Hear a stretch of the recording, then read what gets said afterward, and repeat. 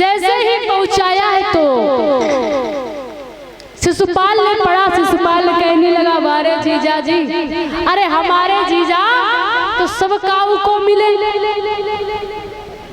पहले दादा जो लड़का देखने के लिए लोग जाया करते थे तो पहले नाई और पंडित जाया करते थे। हमारे बुजुर्ग लोग जानते हो, पहले काऊ बिटिया की शादी होवे तो शादी में पहले नाई और पंडित जाया करते थे, और वो यदि पसंद कर दे कि लड़का बढ़िया है तो शादी हो जाती थी। लेकिन आजकल भैया नाई पंडित तो दूर,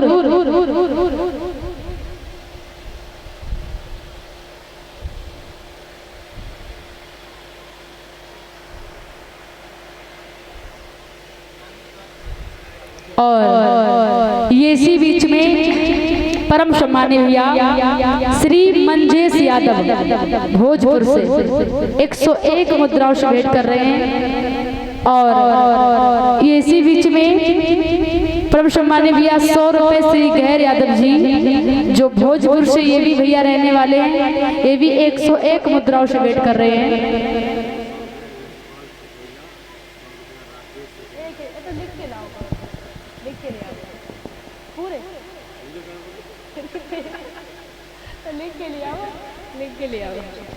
हेलो, भगवान ऐसे भक्तों के जीवन में सदैव खुशहाली बनाए रखे, जो भी कामना जो भी आकांक्षा है।